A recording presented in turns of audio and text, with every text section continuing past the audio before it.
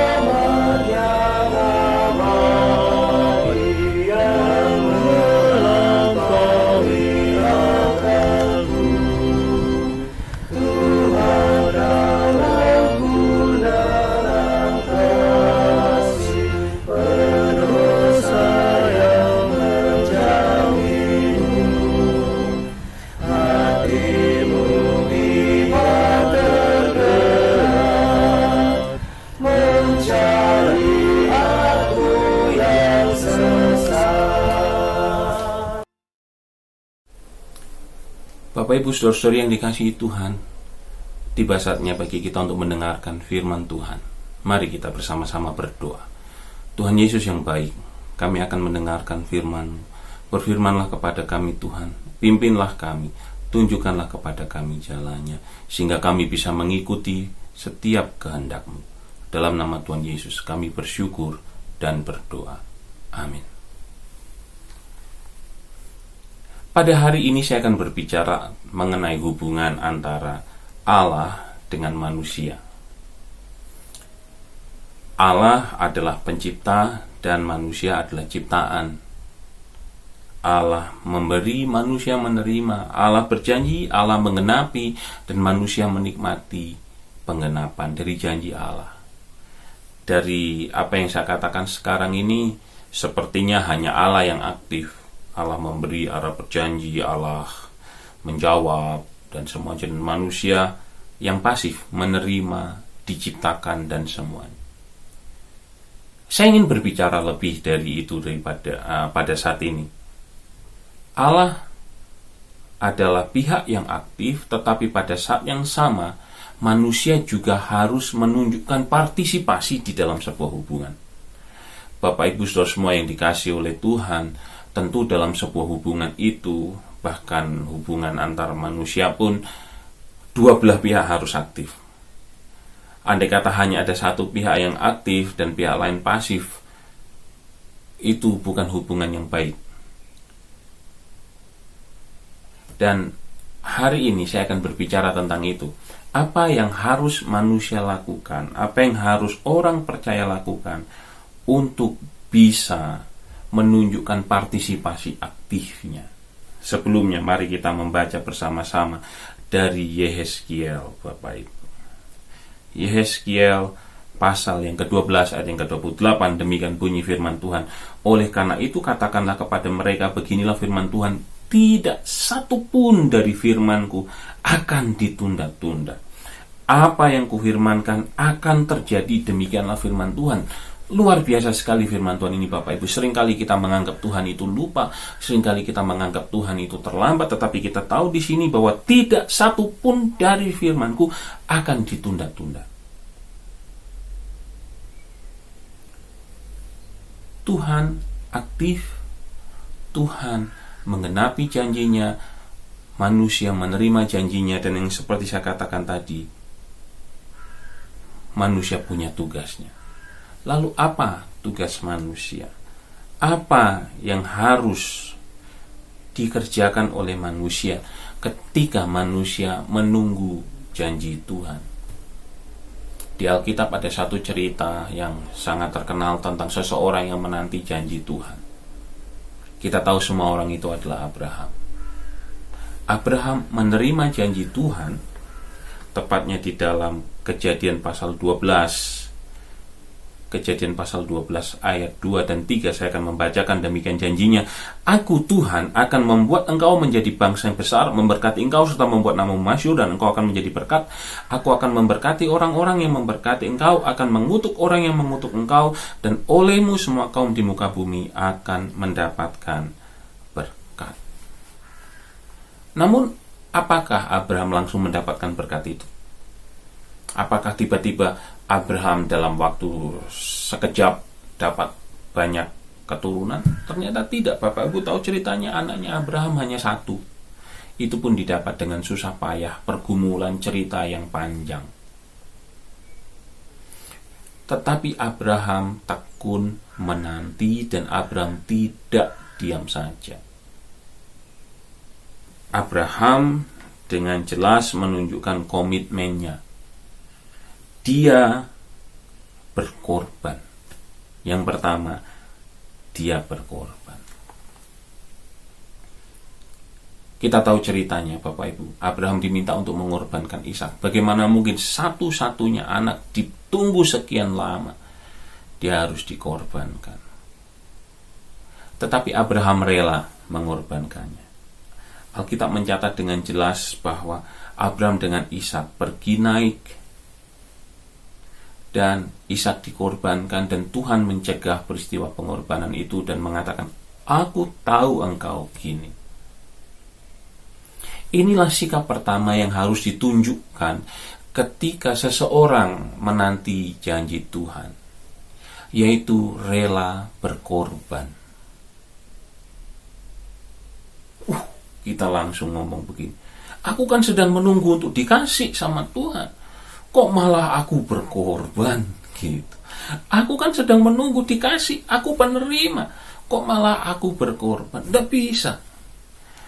Ya, di dalam hubungan antar manusia, hal semacam itu pun Bapak Ibu terjadi. Ketika kita menunggu Tuhan, pada saat itu sebenarnya, ketika kita menunggu sesama kita, misalkan saya berjanji dengan teman saya itu sudah langsung berkorban, paling tidak dia berkorban waktunya buat saya, mengorbankan konsentrasinya buat saya. Itu hubungan antar manusia. Karena Tuhan bukan manusia, maka apa yang kita berikan kepada Tuhan ketika kita menunggu Tuhan haruslah lebih daripada apa yang kita berikan kepada manusia ketika kita menunggu manusia. Karena Dia adalah Tuhan, Dia yang memberi kita hidup. Maka ketika kita menunggu, maka yang harus kita korbankan harus lebih daripada yang kita korbankan sama manusia. Kepada sama manusia hanya waktu, kita berikan waktu kita kepada Tuhan untuk menunggu Dia. Kita menunggu dengan setia, berkorban, berdoa.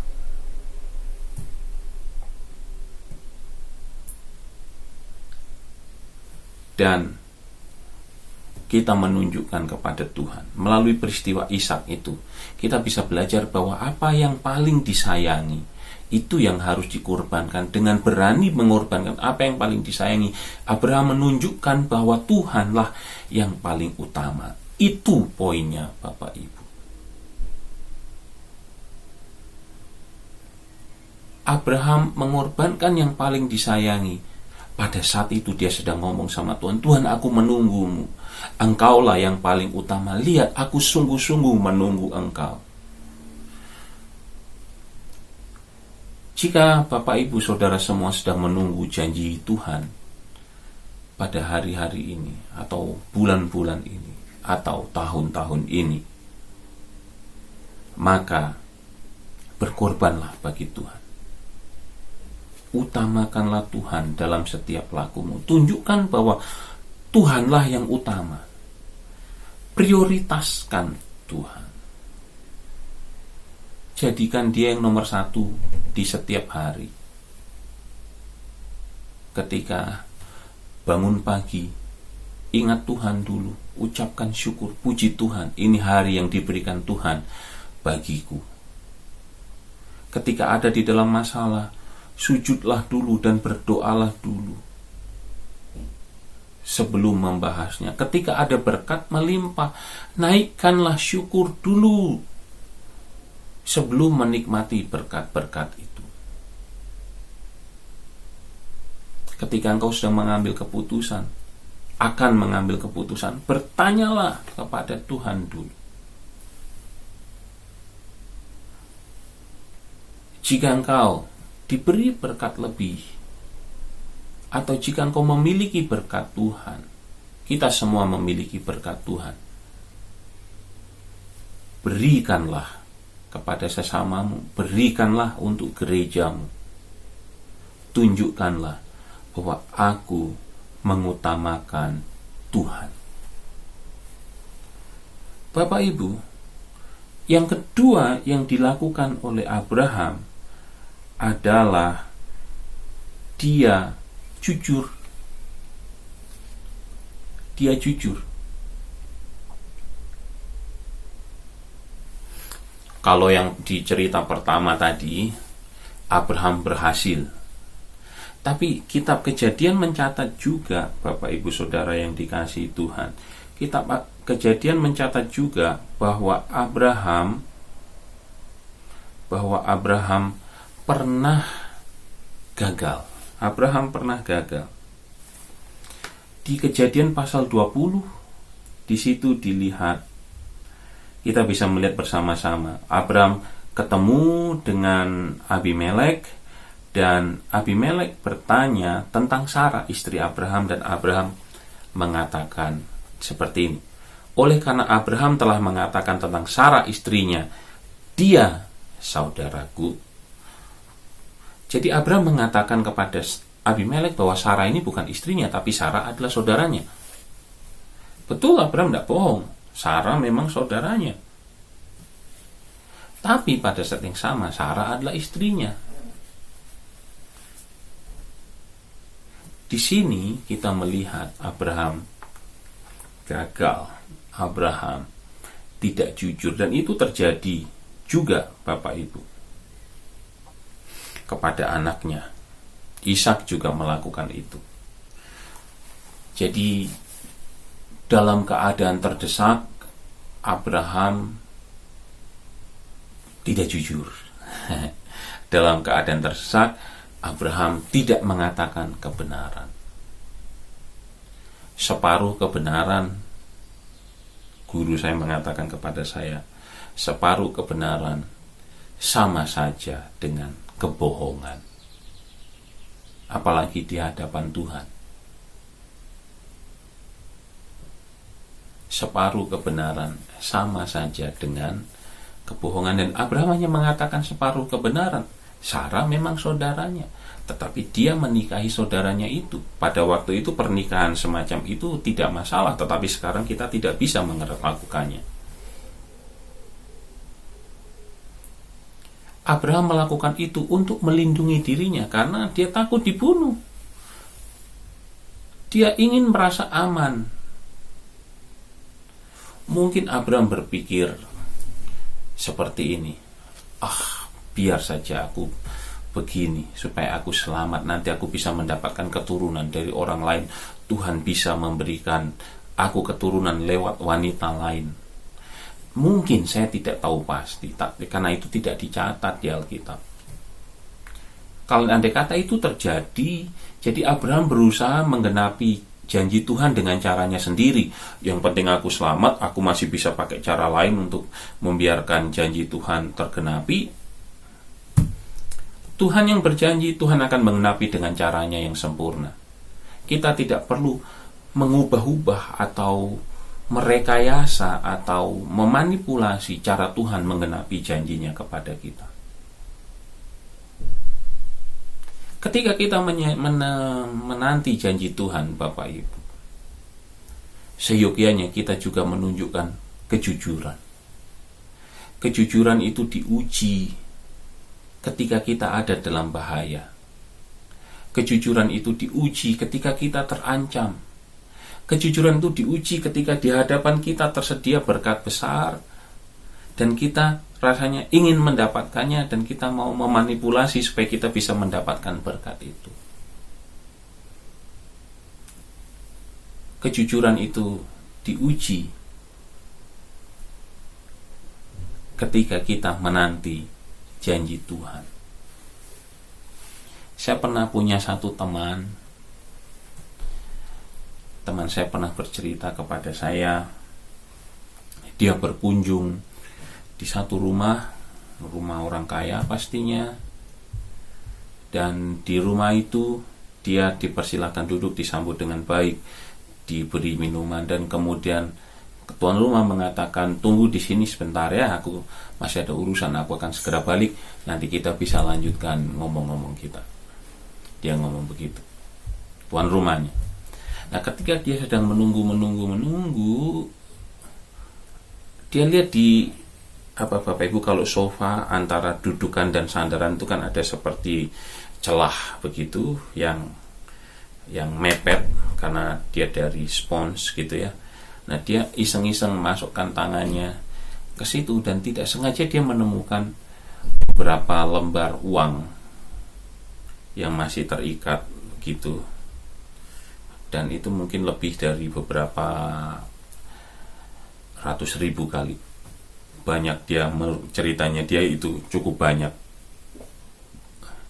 Kebetulan pada saat itu dia sedang membutuhkan uang, dan ketika menunggu itu dia ngomong, Ini berkat Tuhan, siapa tahu dia lupa. Uang kan ada di sini. Siapa tahu dia lupa. Toh, ya kalau itu ada di atas meja dia bisa ingat. Ini kan terselip di sofa dan tidak terlihat. Siapa tahu Tuhan mengarahkan tanganku untuk menyelipkan ke sofa, ke celah-celah sofa ini.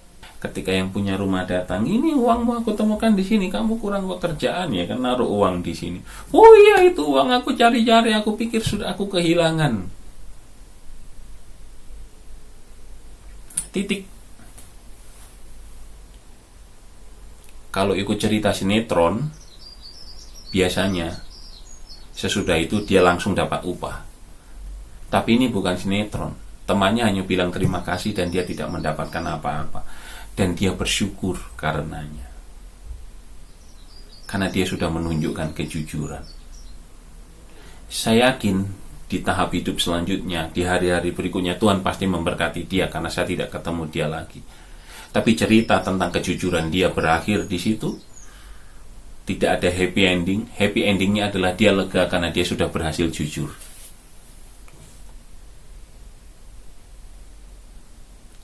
Ketika kita menanti Tuhan, marilah kita jujur. Orang yang menunggu Tuhan itu cenderung Tuhan, aku menunggumu ini loh, cepat nyatakan kehendakmu, cepat berikanlah apa yang engkau sudah janjikan kepadaku. Dan kemudian ada rasa terburu-buru dan akhirnya kita tergoda, jangan-jangan ini janji Tuhan, jangan-jangan ini janji Tuhan. Karena kita tergoda seperti itu, akhirnya kita mengatakan, wah, kita sambut janji Tuhan. Bapak Ibu Saudara yang dikasihi Tuhan, mari kita belajar dari Abraham. Abraham tetap jujur ketika dia menunggu janji Tuhan. Dan yang ketiga, ketika menunggu janji Tuhan, Abraham tetap memiliki komitmen. Saya akan membaca dari Kejadian 23 ayat 4. Pada saat itu Sarah mati, istrinya mati. Dan ini yang dilakukan Abraham. Abraham ingin menguburkan Sarah di tanah tempat dia ada pada saat itu. Bunyinya seperti ini. Aku ini orang asing, kata Abraham. Aku pendatang di antara kamu. Berikanlah kuburan milik kepadaku di tanah kamu ini, supaya aku bisa mengantarkan dan menguburkan istriku yang mati itu. Abraham punya komitmen untuk tidak kembali ke tanah asalnya, karena Tuhan sudah menyuruh dia untuk pergi ke tanah yang akan aku tunjukkan kepadamu. Biasanya orang pada zaman itu ketika istrinya mati atau seseorang mati, mereka harus, atau dia mati, dia minta dikuburkan ke tanah asal, ke tanah leluhur, ke tanah tempat bapaknya, ke tanah tempat nenek moyangnya, disatukan bersama-sama dengan leluhurnya, dimakamkan di samping orang tuanya. Orang tua Abraham tidak berjalan bersama dengan dia, orang tua Abraham ada di Ur Kasdim. Tetapi Abraham punya komitmen, Tuhan sudah suruh aku, dia sudah berjanji kepadaku, dia sudah menyertai aku sampai selama ini meskipun aku gagal. Tetapi saat ini istriku mati. Dan Abraham mengatakan, aku minta tanah di sini, kuburan di sini, supaya aku bisa menguburkan istriku. Aku tidak mau kembali lagi ke sana karena Tuhan sudah suruh aku. Pada saat itu anaknya baru satu dari Sarah. Belum seperti yang dijanjikan, seperti bintang di langit, seperti pasir di laut. Baru satu anaknya. Tapi Abraham tetap menunjukkan komitmen. Dia masih melihat sedikit penggenapan janji, tapi dia berkomitmen. Meskipun sedih, meskipun mengecewakan, meskipun berat, meskipun rasanya sakit untuk terus maju, aku akan tetap berkomitmen. itulah juga yang harus kita kembangkan di dalam diri kita ketika kita menunggu Tuhan. Tetap berkomitmen, tetap maju, tetap melangkah, tetap semangat. Jika Bapak Ibu saat ini sedang menunggu Tuhan, penggenapan janji Tuhan, Bapak Ibu sedang menanti Tuhan, maka ingatlah bahwa Tuhan juga mengajar kita pada hari ini. Pada saat kita menanti, marilah kita berkorban, marilah kita jujur, dan marilah juga kita berkomitmen. Ingatlah, Tuhan tidak menunda-nunda, seperti kata Yehezkiel tadi. Dan bahkan di Keluaran 1 ayat 7, Bapak Ibu Saudara yang dikasihi Tuhan, Keluaran pasal 1 ayat yang ke-7, kita melihat di situ orang Israel beranak cucu dan tak terbilang jumlahnya. Mereka bertambah banyak dan dengan dahsyat berlipat ganda, sehingga negeri itu dipenuhi mereka.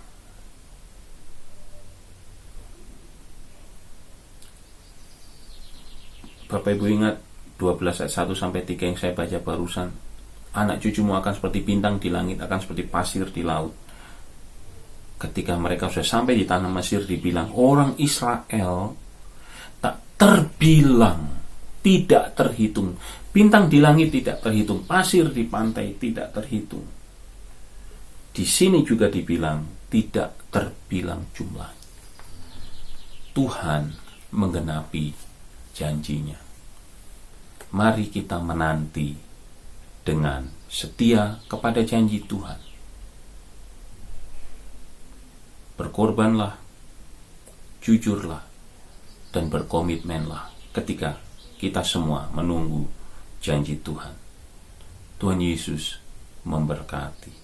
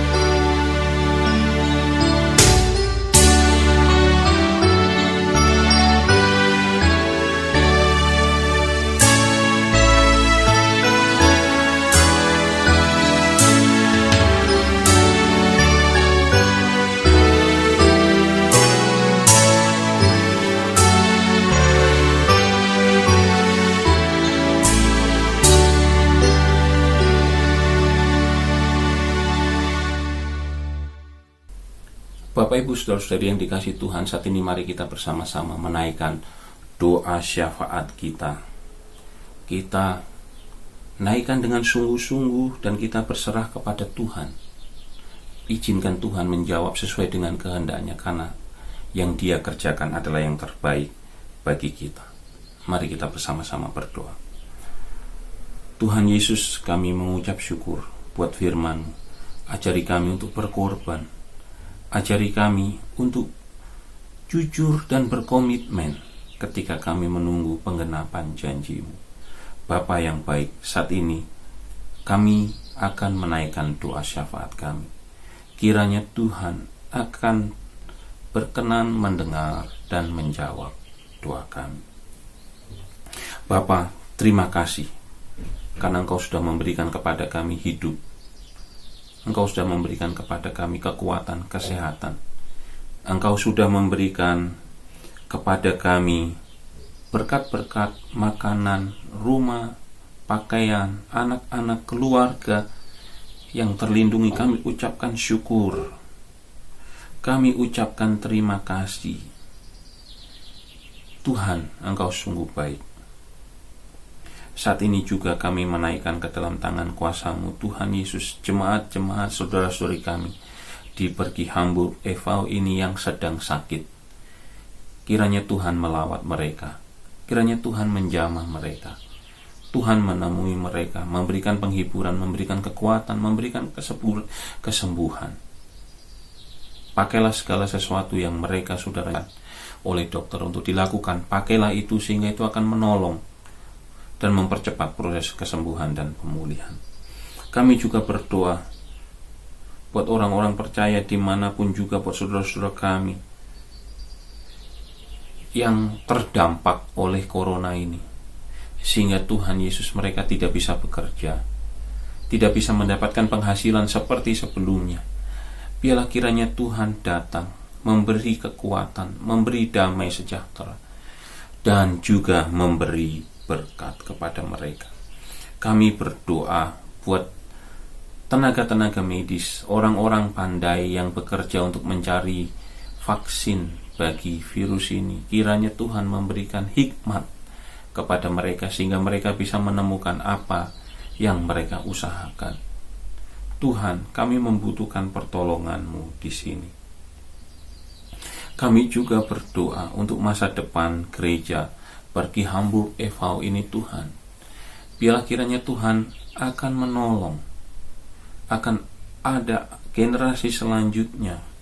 Tuhan memberkati kehidupan pelayanan, Tuhan memberkati masa depan jemaat, Tuhan memberkati anak-anak, sehingga Tuhan jemaat-Mu di tempat ini akan selalu bisa bersekutu dan selalu bisa menjadi berkat bagi banyak orang. Saat ini kami juga berdoa buat Ibu Teresia, Ibu Ilona, Saudari James, Marvin, dan Ibu Shirley. Mereka semua sedang berbahagia karena Tuhan sudah memperpanjang 1 tahun lagi usia mereka. Biarlah kiranya Tuhan akan menambah-nambahkan berkat. Tuhan, hampirilah mereka, jawablah mereka, dan selama 1 tahun bahkan seterusnya, apa yang menjadi doa-doa mereka, jawablah seturut dengan kehendak-Mu. Bapak Ibu Saudara yang dikasihi Tuhan, mari kita menaikkan doa Bapa kami. Bapa kami yang di sorga, dikuduskanlah nama-Mu, datanglah kerajaan-Mu, jadilah kehendak-Mu di bumi seperti di sorga. Berikanlah kepada kami pada hari ini makanan kami yang secukupnya, dan ampunilah kami akan kesalahan kami seperti juga kami mengampuni orang yang bersalah kepada kami. Dan janganlah membawa kami ke dalam pencobaan, tetapi lepaskanlah kami daripada yang jahat. Karena Engkaulah yang mempunyai kerajaan dan kuasa dan kemuliaan sampai selama-lamanya. Amin.